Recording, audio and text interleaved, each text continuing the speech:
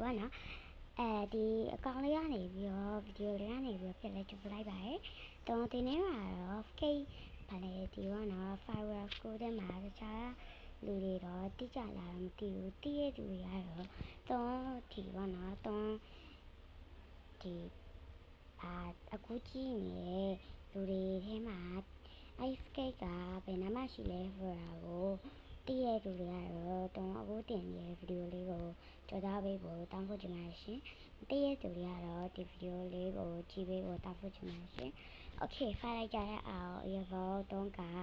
ခါထောက်ထားတဲ့ဒီပေါ့နော်ဟိုလေးလောက်ထားတဲ့ကျက်အတွက်ကြောင်းလို့တုံးက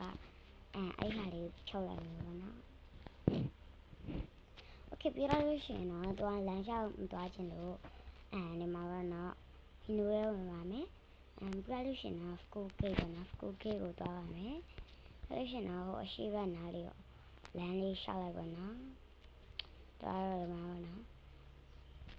ဂျပန်နယ်ပဲဟိုနားလို့ခုံကျော်လိုက်တယ်โอเคအဲ့ဆိုရင်တော့မှာပေါ့နော် skate တွေ့ပါပြီကြည့်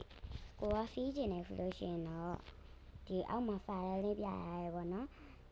ပထမအကြောင်းကျတော့ AFTION4 ကရာလေးကိုနှိပ်ပြီးတော့ ဖီလို့ရတယ်လို့ပြောတာပါโอเคအဲ့ဒီအတွက်တုံးကအဲ့ဒါလေးကိုနှိပ်လိုက်တယ်ရာလေးကိုနှိပ်လိုက်တယ်ဆိုတော့ဒီမှာပေါ့နော်ဖီလို့ရသွားပါပြီပြန်ပြီးတော့မဖီးချင်ဘူးပြန်ပြီးတော့အဲ့မျိုးကလှုပ်လိုက်မယ်ဆိုလို့ရှင်တော့အဲ့ဒါလေးပဲပြန်နှိပ်ပါโอเคအဲ့ဆိုရင်တော့ဒီမှာပေါ့နော် skate ရှိရနေရလေးတွေ့ပါပြီ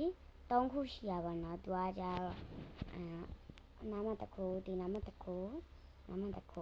ဒီနာဟာကြမရှိရတော့ feel နေလို့ပေါ့နော်โอเคဒီနာလေးမှာပဲပြန်ထားလိုက်တော့နေရာပြန်ပါလေနေရာမသိတော့ဘူးဆိုတော့โอเคတွန်းလည်းပြောပြပြီးတော့အဲ့ဆိုတော့ဗီဒီယိုလေးကနည်းနည်းအဲ့လိုမျိုးကွာနည်းနည်းမြန်သွားတဲ့အတွက်2မိနစ်ကျော်လောက်ပဲဖြစ်သွားတဲ့အတွက်တောင်းပန်ပါ